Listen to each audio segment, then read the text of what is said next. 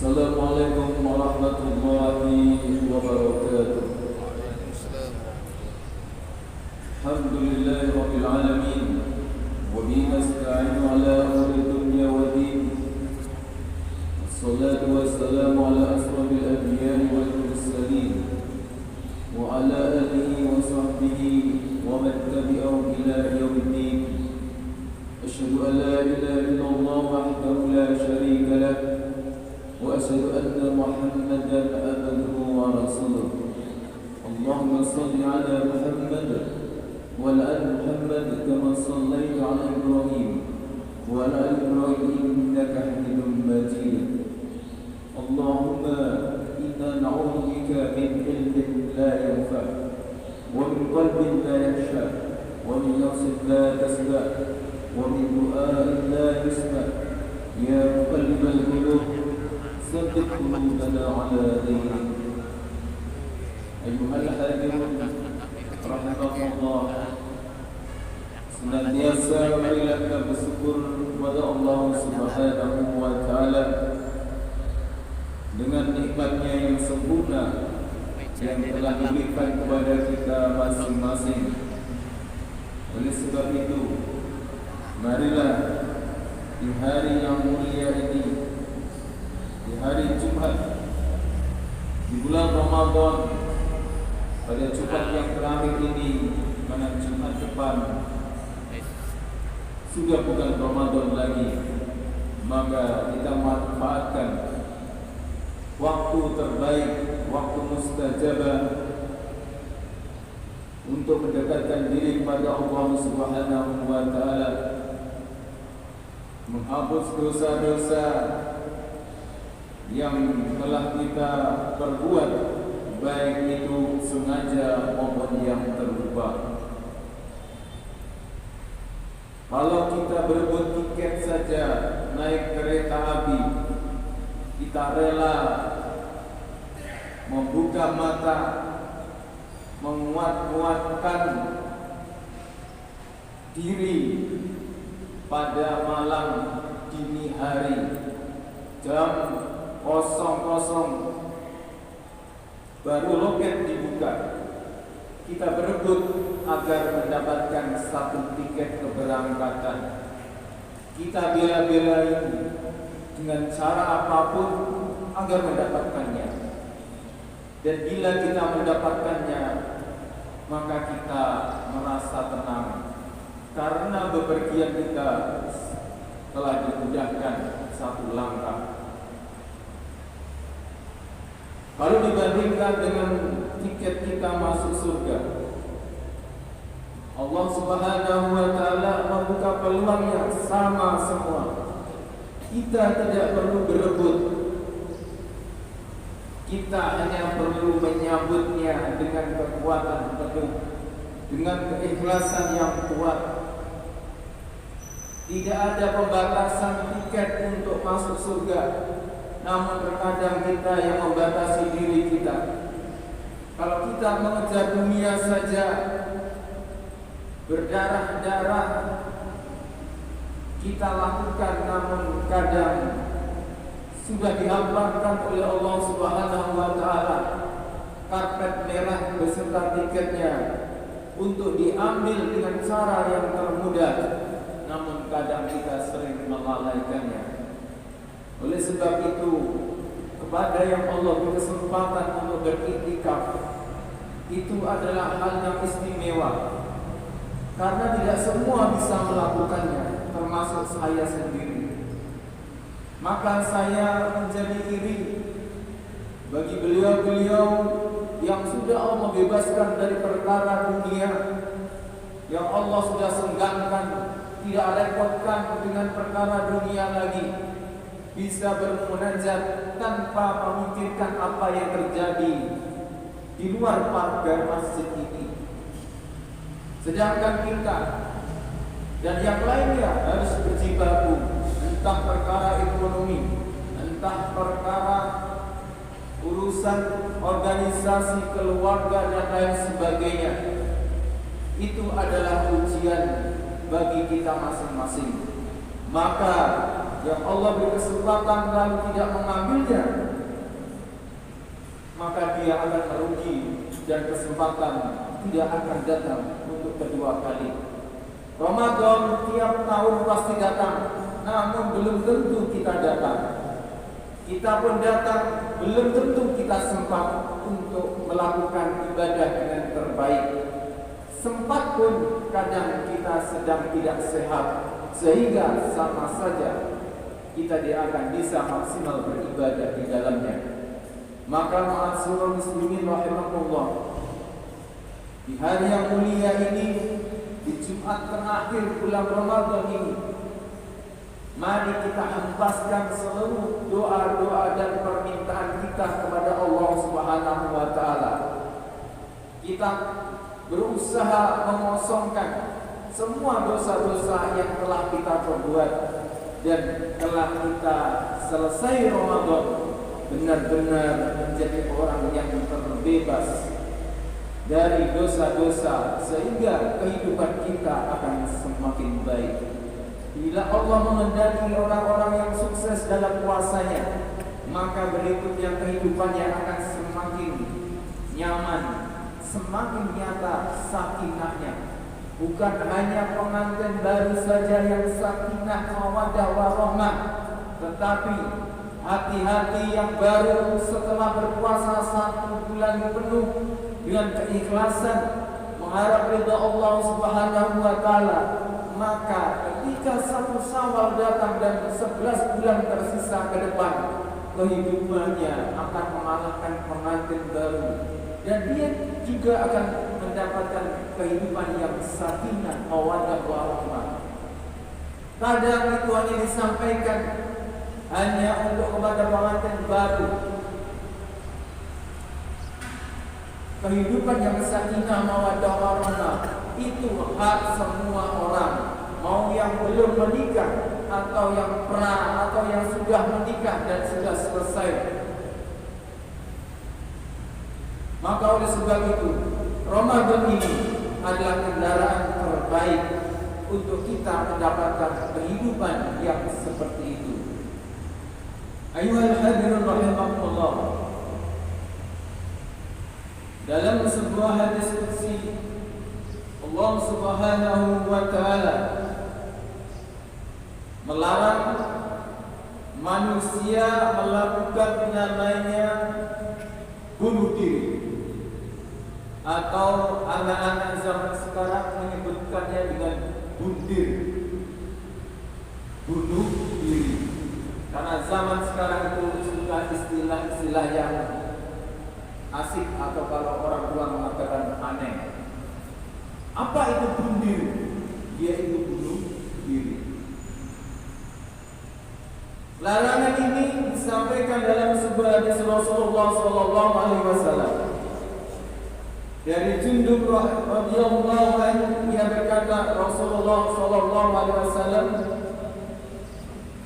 bersabda, "Kana fi man kana qablakum rajulun bihi jurhun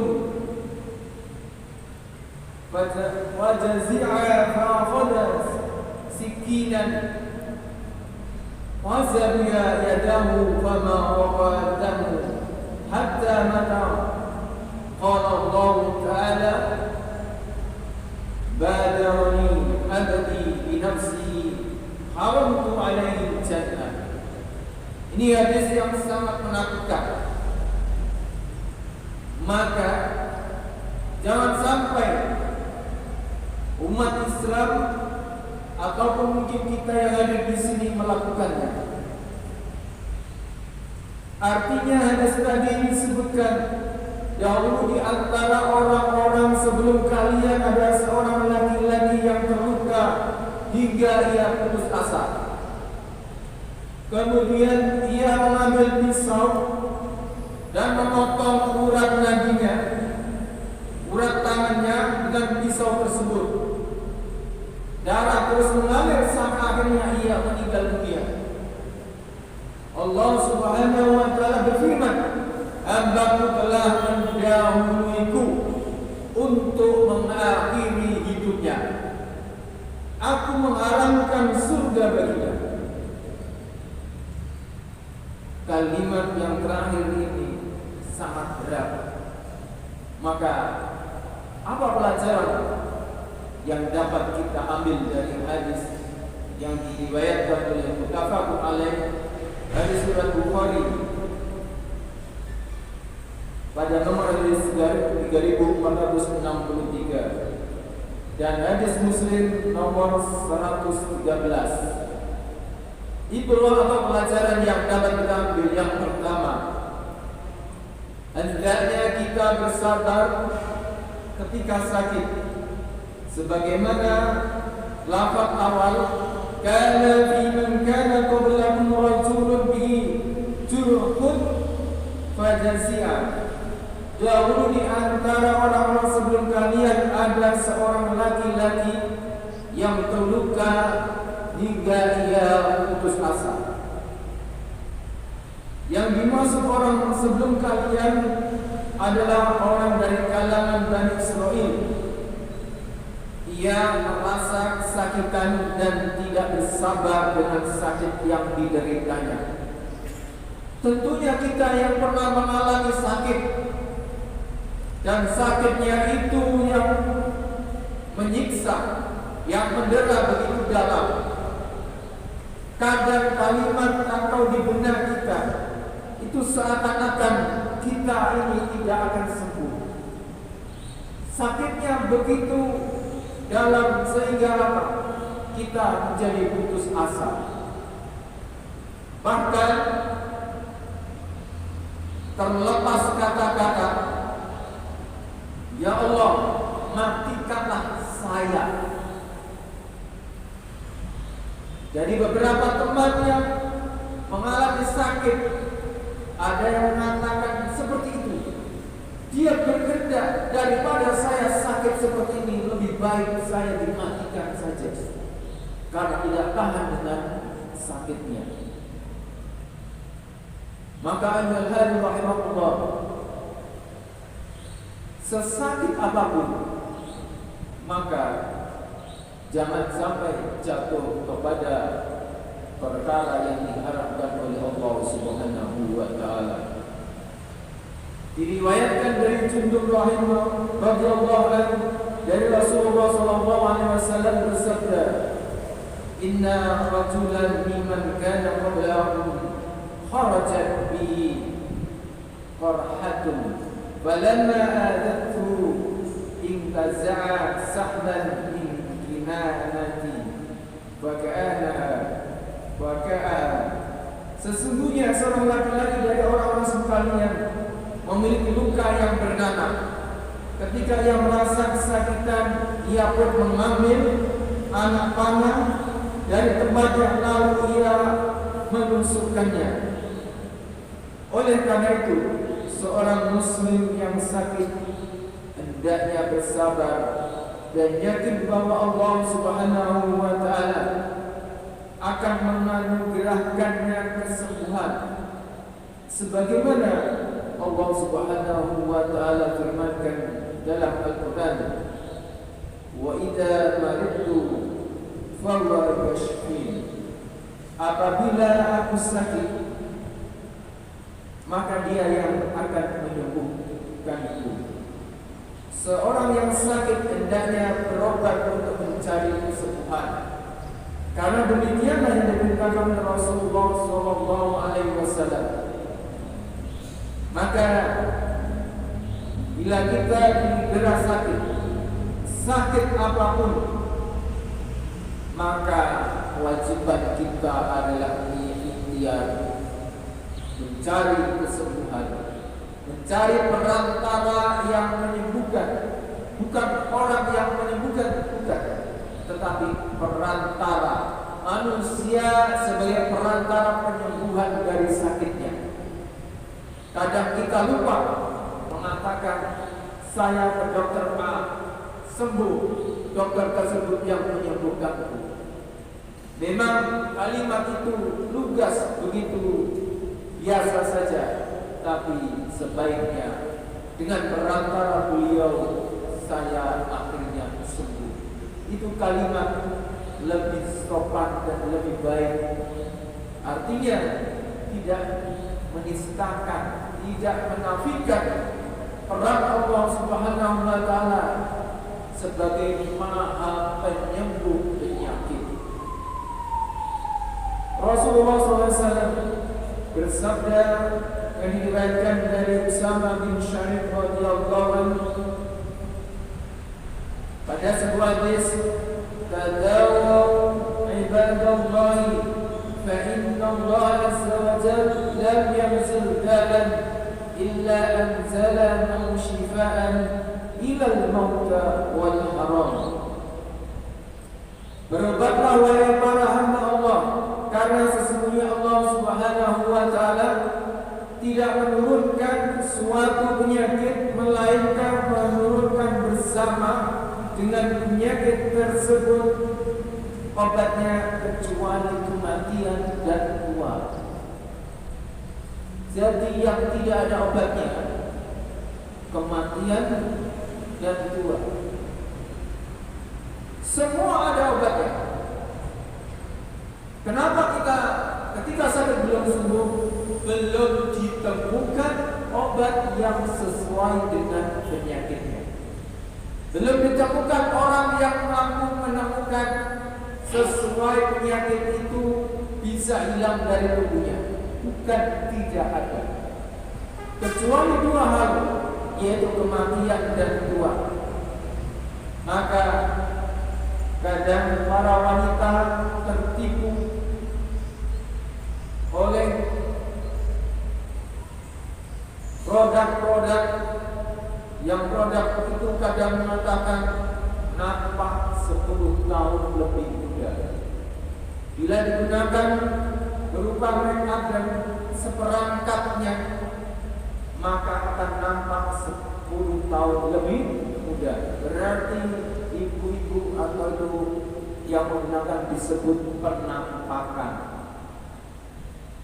Maka itu adalah tipuan dunia yang bahkan mereka rela menanggung akibatnya karena sebab kosmetik yang digunakan mengandung merkuri dengan cara pengelupasan kulit wajah keluar. Dan sekarang lebih canggih lagi, diinjek agar apa? Kulitnya berubah. Yang awalnya gelap menjadi terang sebagaimana lampu di siang hari. Itu memang terjadi dan itu saya saksikan sendiri. Ada tetangga yang saya lama tidak bertemu. Ketika saya bertemu, saya kaget. Loh, kok sudah berubah? Awalnya kulitnya gelap, kalau tidak boleh dikatakan hitam ya, gelap. Maka menjadi terang atau putih. Dari mana asalnya? Padahal ayah dan ibunya sama-sama gelap. Dan ketika dia masih kecil, usia SMP gelap, SMA masih gelap. Ketika lulus SMA menjadi terang. Apakah ini perubahan yang bisa terjadi dengan begitu saja? Tidak. Ternyata mereka menggunakan alat-alat seperti itu yang ternyata akibatnya bisa merusak tubuh, terutama ginjalnya. Mereka menukar penampakan wajah yang nampak elok dengan kesehatan yang mengancam nyawanya. Maka Bapak Ibu semua, perhatikan anak-anak kita. Kesehatan itu nomor satu daripada harta, bahkan kadang mengalahkan ilmu. Kenapa?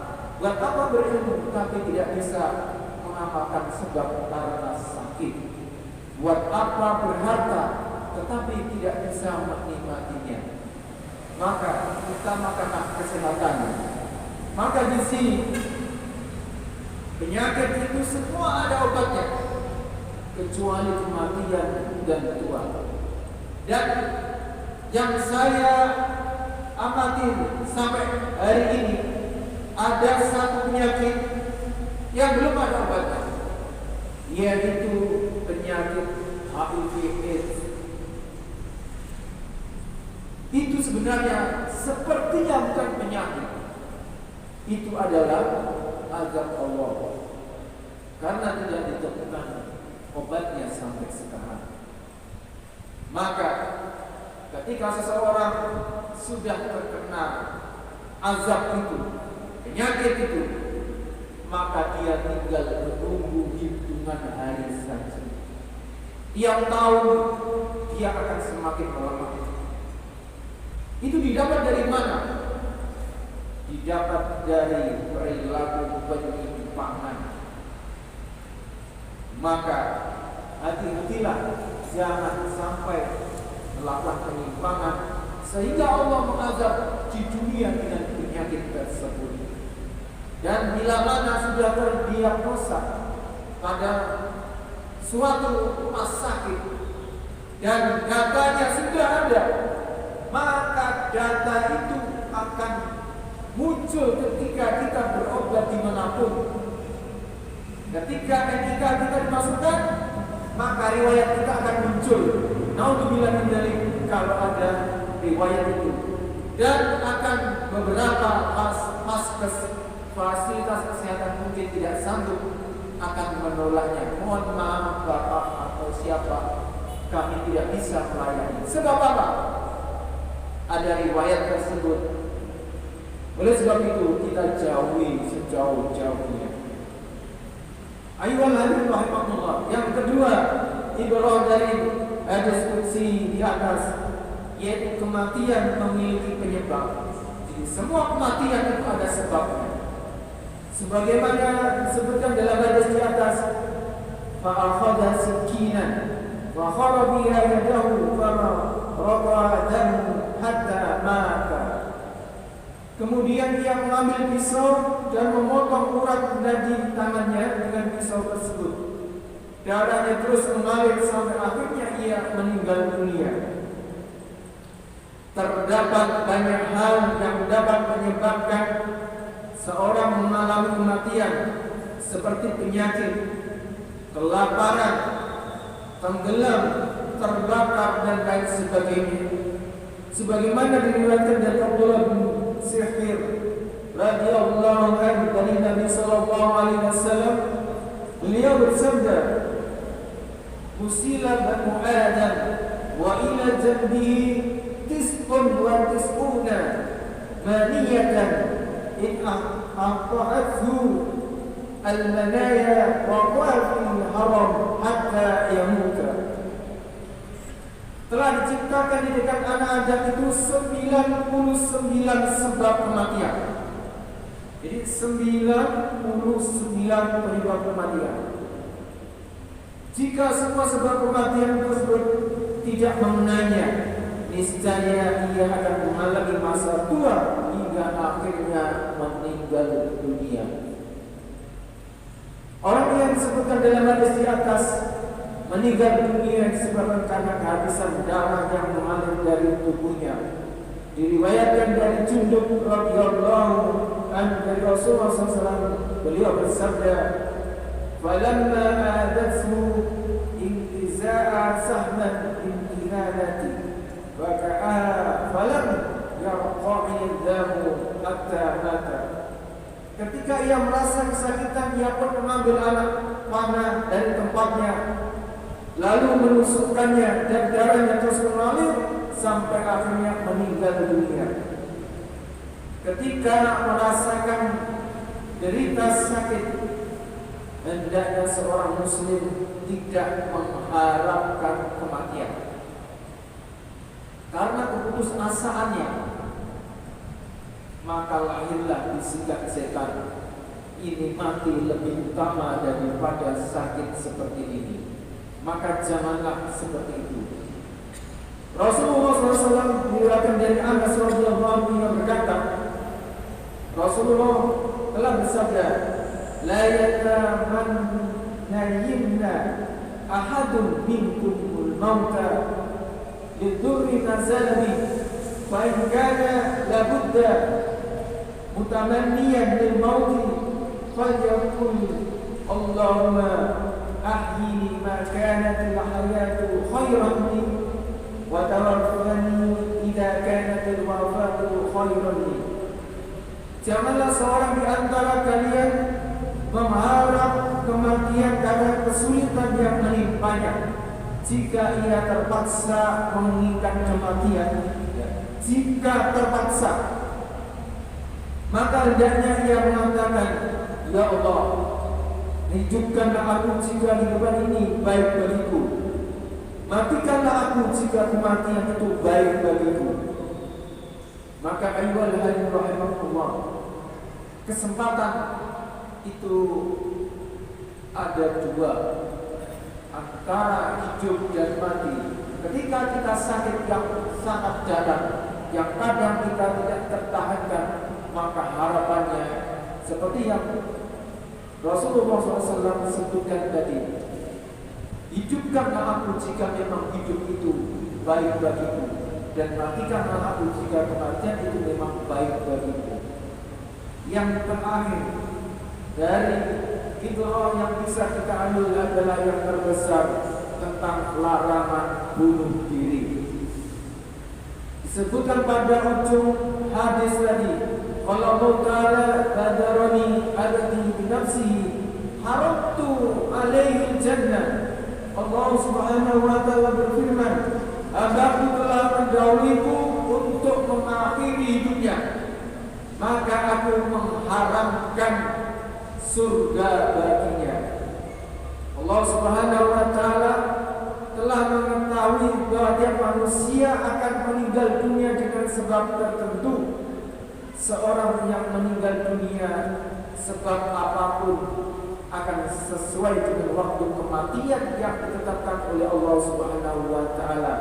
Sebagaimana firman Allah Subhanahu wa Ta'ala, وَلَا يُؤَخِّرُ اللَّهُ نَفْسًا إِذَا جَاءَ أَجَلُهَا وَاللَّهُ خَبِيرٌ بِمَا تَعْمَلُونَ.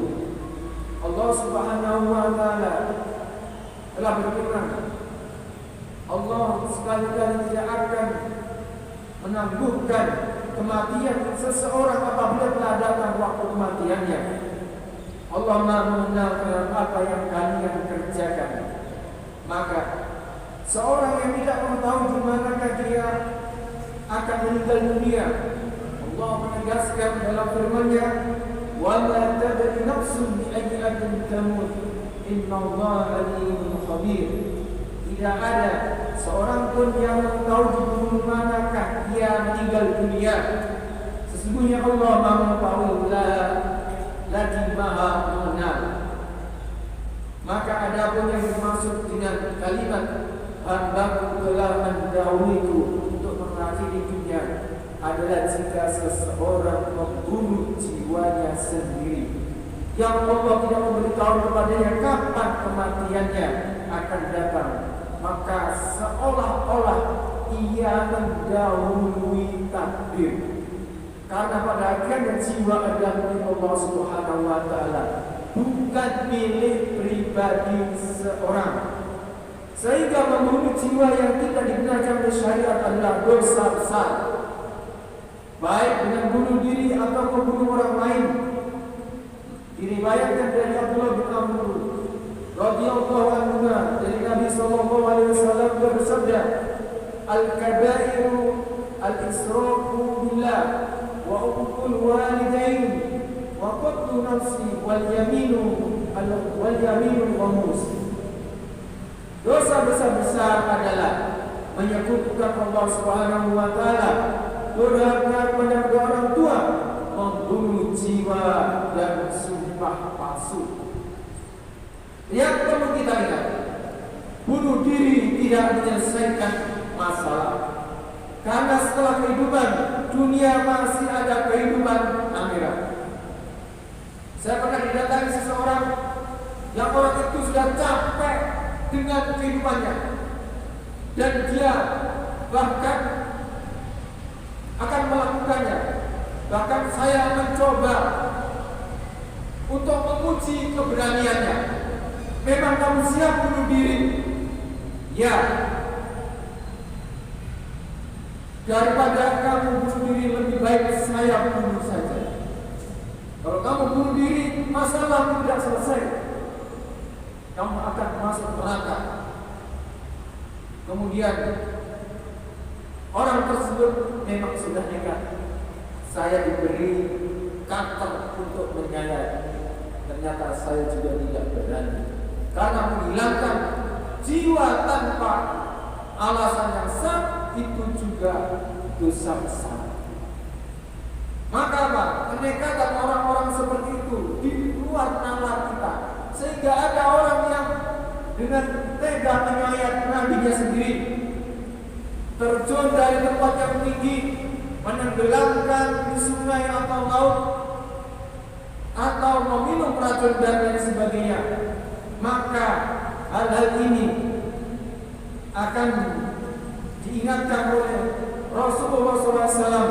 Orang yang bunuh diri diancam dengan siksaan neraka jahanam, sebagaimana diriwayatkan dari Abu Hurairah radhiyallahu anhu, yang artinya barang siapa yang menjatuhkan diri dari gunung hingga dirinya terbunuh, maka ia akan dimasukkan dalam neraka jahanam dan kelak ia akan dilemparkan di dalamnya untuk selama-lamanya.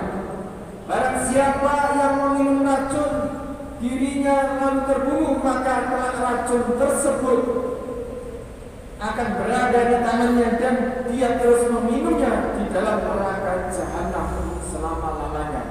Barang siapa yang membunuh dirinya dengan besi, maka kelak besi tersebut berada di tangannya dan dengannya ia menusuk perutnya di dalam neraka jahanam untuk selama-lamanya.